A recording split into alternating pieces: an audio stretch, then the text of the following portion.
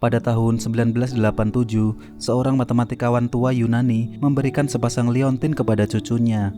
Berceritalah ia tentang seorang filsuf dari Samos dan mengalungkan salah satu liontin tersebut, sementara satu liontin lainnya kakek berpesan untuk diberikan ke orang yang benar-benar kamu sayangi.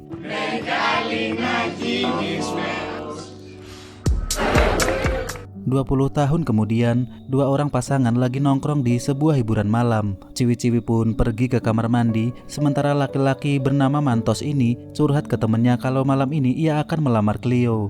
Mereka pun lalu izin cabut duluan dan berhenti untuk nongkrong di taman kota. Mantos mengeluarkan sesuatu dari dalam celana baunya sambil berkata, "Maukah kamu menikah denganku?" Cleo tentu sangat mau karena memang Mantoslah yang ia tunggu. Namun saat berciuman, tiba-tiba saja mereka ditabrak oleh seseorang.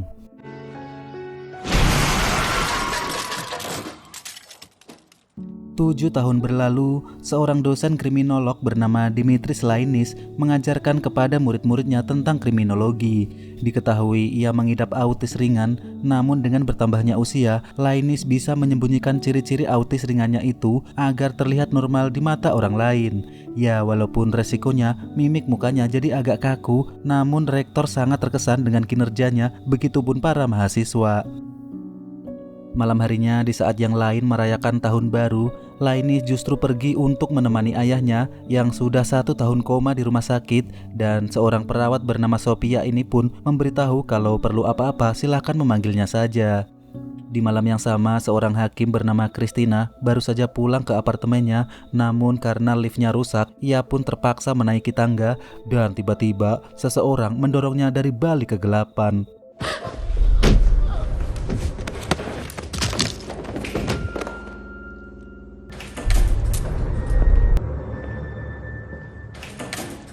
Hari berganti, pagi harinya Sophia membuatkan kopi untuk Lainis. Lalu saat akan membeli buku, terdengarlah di radio berita kematian Hakim Christina yang menurut polisi kemungkinan ia terjatuh saat menuruni tangga.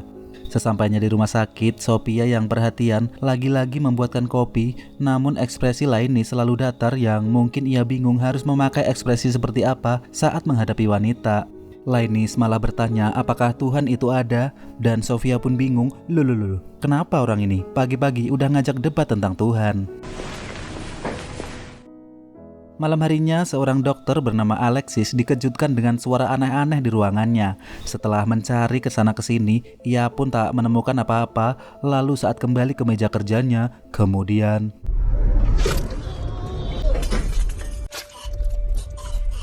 ya, Dr. Alexis pun tewas, sedangkan orang misterius tersebut menandai tanggal 04 lalu pergi dari sana. Paginya, rektor pun menelpon Lainis dan mengabari kematian dokter itu, di mana temannya di kepolisian meminta Lainis untuk membantunya. Datanglah Lainis ke TKP dan bertemu dengan kapten bernama Paulos. Di sana, mereka menyelidiki TKP dan menemukan tanda-tanda aneh, di mana pelaku meninggalkan sebuah kata-kata yang berbunyi, "Katakan apa yang harus kamu katakan, dan jangan dengarkan orang yang tidak seharusnya kamu dengarkan." Kemungkinannya adalah pelaku ingin memberitahu kalau Dr. Alexis ini pernah berbohong. Tak hanya itu, mereka juga menemukan uang dalam amplop sejumlah 220 euro di saku kemeja korban yang menurut Lainis mungkin itu adalah simbol suap menyuap. Hari-hari berlalu, Lainis kembali ke rutinitasnya, mengajar, belajar, dan merawat ayahnya. Kadang ia juga melihat Sophia yang sibuk bekerja seolah mengaguminya, namun dia tidak tahu harus bersikap seperti apa. Di sisi lain, Sophia sepertinya merasakan hal yang sama. Dalam hati ia pun bertanya kenapa masih ada anak sebaik Lainis, padahal di zaman modern ini banyak yang menelantarkan orang tuanya di rumah sakit. Esoknya Paulos bercerita kalau hasil penyelidikannya di rumah sakit, menurut para staf, Dr. Alexis itu memang bukanlah orang suci. Namun sayangnya mereka tak menemukan jejak DNA maupun sidik jari dari pelaku yang membuat penyelidikan ini semakin rumit, dan satu-satunya petunjuk hanyalah kutipan kata-kata Yunani kuno tersebut. Lainis bilang kalau kata-kata itu adalah kutipan dari Pythagoras yang menunjukkan bahwa pelaku tersebut adalah seorang cendekiawan dan paham betul tentang sejarah Yunani. Sementara itu, di sebuah hotel mewah, petugas hendak membersihkan kamar nomor 220 dan ia pun dibuat terkejut melihat seorang pria tewas dengan lidah yang telah terpotong. Diketahui korban adalah seorang pengacara bernama Argiriu dan menurut toksikolog, ada tusukan jarum di leher korban dan penyebab kematiannya karena paru-parunya dibanjiri darahnya sendiri. Paulos dan Lainnis pun sepakat kalau itu ulah pelaku yang sama karena pelaku kembali menuliskan kata-kata Pythagoras yang berbunyi, menyembunyikan kebenaran adalah seperti mengubur emas, serta satu petunjuk angka unik 220, yaitu nomor kamar hotel tersebut yang mana sama persis dengan jumlah uang kemarin, yaitu 220 euro. Tak lama Paulos jadi teringat kasus di tanggal 2 Januari yang juga ada kata-kata kunonya, tapi kali ini bukan pembunuhan, melainkan kasus bundir lulusan sastra klasik bernama Yorge. Bedanya, menurut ahli tipografi, kata-kata itu ditulis oleh Yorge sendiri yang berbunyi semuanya akan mati. Selain itu, Lainnis juga menemukan keanehan di mana jam tangan milik Yorge berhenti di jam 2 lewat 20 menit. Ya, lagi-lagi angka 220 itu muncul. Artinya Yorge juga berkaitan dengan dokter dan pengacara kemarin. Tak lama, Lainnis mendapatkan kabar buruk dan bergegaslah ke rumah sakit. Kata dokter, ayah Lainnis terkena stroke parah dan tidak bisa disembuhkan lagi. Bahkan sekarang dia hanya bisa hidup menggunakan alat bantu mesin, yang artinya tanpa mesin itu, ayahnya tidak akan bisa bertahan dan mesin tersebut hanya akan memperpanjang penderitaannya. Dokter menyarankan untuk merelakan ayahnya, namun Lainnis bersikukuh tidak mau ayahnya mati. Sofia mencoba menghiburnya dan meninggalkan nomor teleponnya, siapa tahu Lainnis butuh teman bicara. Ia lalu mencoba menghubungi Sofia, namun tidak jadi karena mungkin ia takut harus berkata apa, membahas apa, dan bagaimana memulainya. Suatu hari, Lainnis menemukan artikel berita tentang skandal persidangan antara Hakim Christina dan pengacara tersebut dan mengatakan ke Paulos kalau hasil temuannya, Hakim Christina dan pengacara itu terlibat skandal persidangan di lebih dari 30 kasus. Ada pemerasan, kasus pembunuhan, dan juga narkoba. Mereka pun berpikir mungkin pelaku adalah lawan sidang dari salah satu kasus itu, namun tidak tahu kasus yang mana. Di sisi lain, menurutnya, untuk orang setua Christina, tidak mungkin ia memilih menaiki tangga sedangkan ada lift di apartemennya. Mereka lalu mencoba menaiki lift itu dan saat sampai di lantai apartemen Christina, Lainnis malah minta turun lagi karena ia kembali melihat kutipan kata-kata Pythagoras yang berbunyi, yang satu adalah awal dari segalanya, serta di bawahnya lagi berbunyi, semua terjadi sesuai angka. Di mana setelah diselidiki, angka kapasitas maksimum di lift tersebut yaitu 220 kg telah dilingkari oleh pelaku, yang artinya orang-orang mati itu semuanya berkaitan dengan si pelaku misterius ini.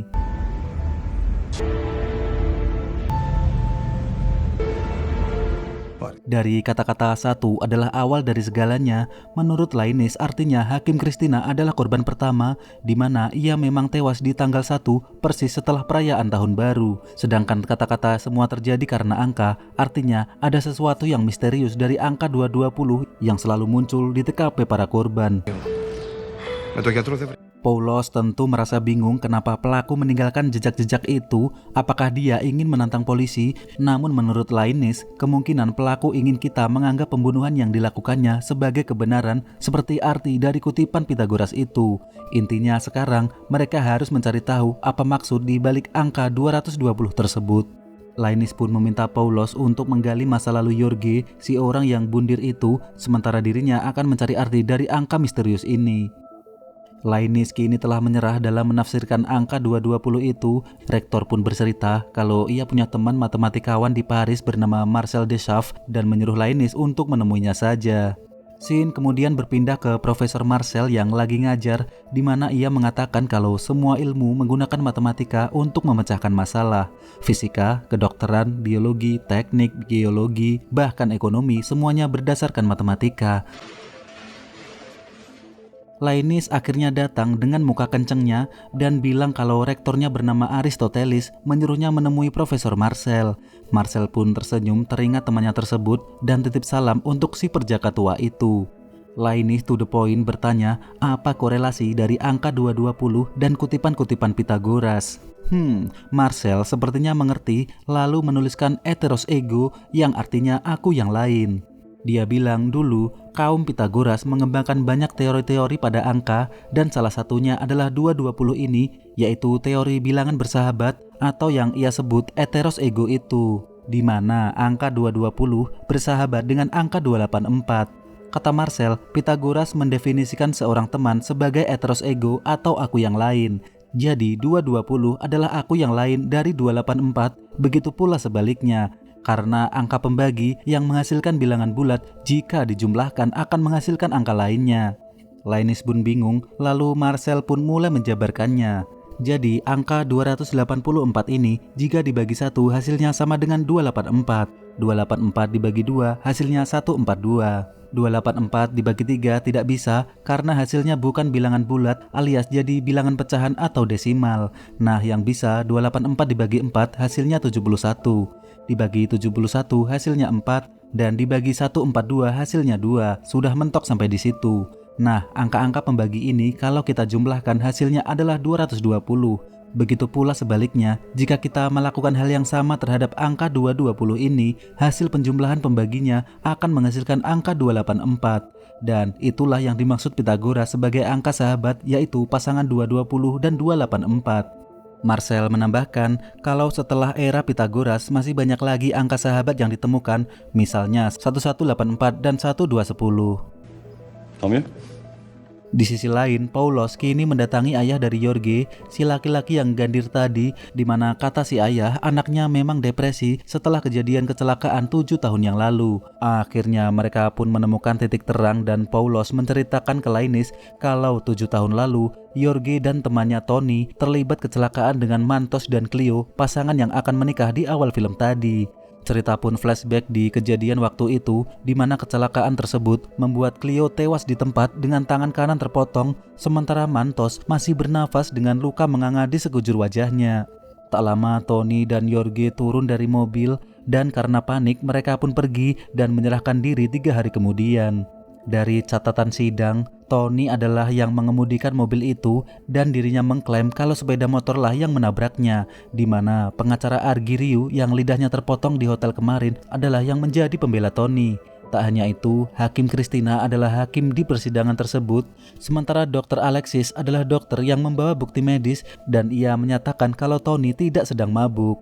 Di sisi lain, Jorge adalah teman dari Tony yang berada di mobil tersebut dan menjadi satu-satunya saksi mata di mana di persidangan Jorge membenarkan pengakuan Tony kalau sepeda motor itulah yang ugal-ugalan menabrak mobil Tony dan hasilnya Tony dinyatakan tidak bersalah. Lalu bagaimana dengan pasangan muda itu? Paulos menjawab Cleo tewas di tempat dan selain tas yang berisi uang serta make up, Cleo saat itu juga memakai cincin tunangan serta sebuah liontin dengan angka 284. Mendengar angka 284 itu, Linus jadi teringat dengan angka sahabat atau angka teman yang diceritakan Marcel. Sedangkan Paulos mendapatkan kabar kalau Tony baru saja dinyatakan hilang oleh keluarganya. Namun kata Linus, ia yakin Tony belum dibunuh karena dia baru akan dieksekusi di tanggal 22 Mei sambil menjelaskan teorema angka teman tersebut. Paulos bingung, saya bingung, kameramen bingung, penonton juga ikut bingung dari mana ia tahu kalau Tony baru akan mati di tanggal 22 Mei. Lalu Linus menjelaskan kalau angka pembagi itu bertepatan dengan hari tewasnya orang-orang kemarin, di mana Hakim Christina tewas di hari ke-1 tahun baru ini, Jorge tewas pada hari kedua, Dr. Alexis tewas di hari ke-4, dan pengacara Argiriu tewas di hari ke-71. Di mana hari kematian mereka semua sesuai dengan angka pembagi dari teorema angka teman yang membuat Linus yakin kalau Tony si korban berikutnya baru akan mati di hari ke-142 tahun ini dan itu jatuh di tanggal 22 Mei. Dari kasus kecelakaan itu, satu-satunya orang yang punya motif untuk membalas dendam adalah Mantos dan Paulos pun pergi untuk membuat surat penangkapan. Melihat itu, Linus pergi duluan ke rumah Mantos dan melihat kenangan masa lalunya, lalu ibu Mantos menyuruhnya masuk. Terlihatlah wajah Mantos sekarang telah hancur dan Linus menyuruhnya untuk segera jujur apakah Mantos yang telah menghabisi mereka semua. Dengan perlahan, Mantos bilang ia tak pernah bisa melupakan malam itu. Dalam kondisi sekarat, ia melihat Tony dan Jorge, bahkan mendengar apa yang mereka katakan di sana. Terdengar Jorge ingin menelpon ambulan, namun si Tony tidak mau karena dia mabuk berat dan mengajak Jorge untuk kabur saja sambil berkata persetan dengan mereka.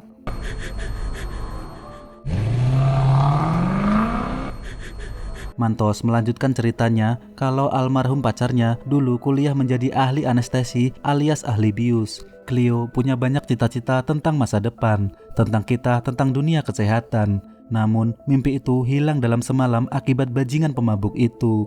Mantos melanjutkan kalau ia 4 bulan mengalami koma dan 11 kali operasi sampai-sampai tak bisa menghadiri pemakaman Cleo.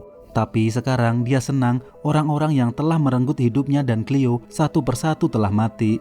Lainis masih bertanya apakah kamu yang membunuh mereka, lalu Mantos pun bergerak menuju jendela dan terlihatlah kalau ia telah lumpuh, bahkan pinggang ke bawah tak bisa digerakkan lagi. Melihat itu, akhirnya Lainis sadar kalau dia bukanlah pelakunya dan Mantos menitip pesan jika nanti malaikat pencabut nyawa itu tertangkap, tolong sampaikan kalau aku sangat berterima kasih dan ingin mencium tangannya. Lainis lalu pergi dan pamit juga ke ibunya Mantos yang sabarnya seluas semesta menghadapi anaknya yang depresi berat.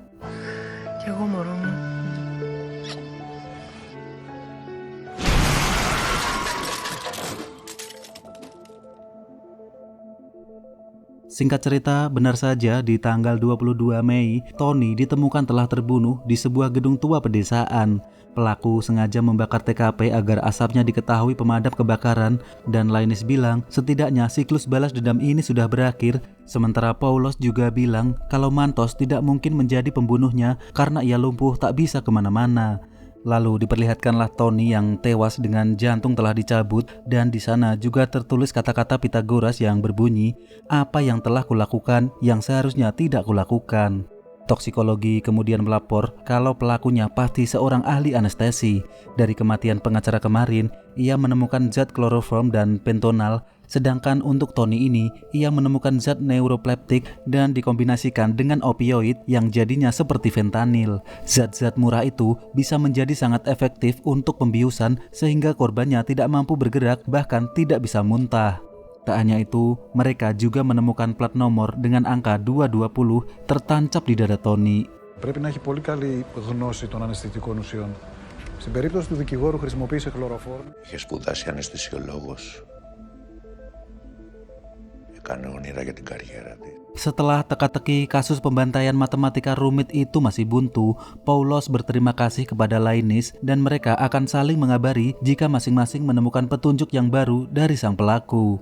Sampai di rumah, Lainis memandangi angka 220 itu yang jatuh pada tanggal 8 bulan 8 tahun ini. Setelah itu, ia mencoba melihat-lihat makam Cleo untuk mencari petunjuk dan menemukan liontin magnet dengan nomor 284 yang membuatnya berpikir apakah mungkin selama ini Cleo masih hidup. Tak lama ia pun pergi ke rumah sakit yang membuat Sofia senang melihatnya, lalu ditawari roti auka rasa saus kacang. Namun lagi-lagi Lainis masih bingung mau bagaimana dan malah memasang ekspresi lempeng mirip seperti saya saat dikejar peleter.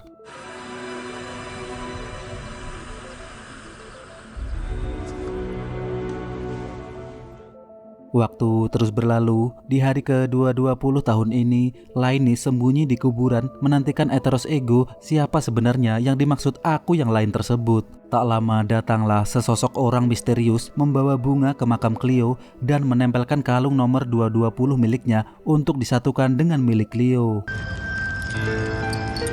Lainis lalu mendekat dan berkata 220 datang untuk memberitahu 284 bahwa mereka yang bertanggung jawab menghancurkan hidupnya kini telah dihukum. Scene lalu flashback ke masa lalu saat si kakek memberikan liontin itu. Ketika itu Cleo kecil mengucapkan selamat ulang tahun untuk sahabatnya Danae yang sedang ulang tahun, di mana Danae pun memberikan liontin 284 tersebut kepada Cleo, sahabat yang paling ia sayangi. Ya, 220 ini adalah Danae, cucu dari si kakek dan sahabat dari Cleo, wanita yang selalu bersama Cleo sebelum ia tewas kecelakaan malam itu. Danae pun tidak menyangka ada yang paham dengan teka-tekinya dan menyebut kalau orang seperti Lainis adalah spesies yang langka. Danae bilang kakeknya adalah seorang matematikawan. Di hari ulang tahunnya, kakek memberikan 2 liontin itu. Dia mendongengiku tentang Pythagoras dan angka yang bersahabat dan menyuruhnya memberikan satunya lagi ke orang yang benar-benar ia sayangi. Dia dan Cleo adalah sahabat yang tak terpisahkan. Sejak kecil selalu bersama, sekolah di sekolah yang sama, kuliah di tempat yang sama, dan jurusan yang sama. Cleo adalah aku yang lain. Melihat Cleo mati adalah sesuatu yang tak pernah bisa ia bayangkan. Danae bercerita kalau setelah orang-orang di persidangan itu mempermainkan keadilan, ia pergi dari Yunani sejauh yang ia bisa. Namun 7 tahun sudah ia mencoba lupa, orang-orang itu ternyata masih sama saja. Dialah yang mendorong Hakim Christina yang dulu bersekongkol dengan pelaku dan menerima suap menggadaikan keadilan. Dialah yang menggantung Jorge dan memaksanya menuliskan kata-kata dengan tangannya sendiri karena dia menjadi saksi palsu. Dialah yang menyayat leher Dr. Alexis karena ia berbohong tentang tes alkohol yang menyatakan Tony tidak mabuk. Dialah yang memotong lidah pengacara karena memutarbalikan fakta menuduh Mantos dan Cleo menabrak mobil Tony. Dan juga mencabut jantung Tony, sang tersangka utama yang tidak mau mengakui kesalahannya dan merasa semuanya bisa ia beli dengan materi. Lainis bertanya, kalau Danai menganggap pembunuhan ini adalah keadilan, lalu bagaimana dengan pengampunan? Dan dijawablah kalau pengampunan adalah tugas Tuhan. Tugasku hanya mencari keadilan sampai di batas mana kata adil itu terasa adil di pikiran manusia. Danai tidak menyesal dan menyuruh Lainis untuk menangkapnya sekarang jika ia merasa itu adil. Namun saat mengubur bunga mawar, ternyata Lainis sudah pergi entah kemana. Εγώ έκανα το χρέος μου. Κι άλλο να φτάσει να το κάνεις. Ternyata Lainis pergi menemani ayahnya, di mana dulu ia yakin bahwa Tuhan tidak ada dan kematian adalah akhir dari segalanya. Namun sekarang ia yakin ada Tuhan di atas sana dan memutuskan untuk mengakhiri penderitaan ayahnya. Dia pun berbisik, suatu hari kita akan bertemu lagi Papa, tapi bukan di dunia ini, dunia yang tak pernah ada adilnya.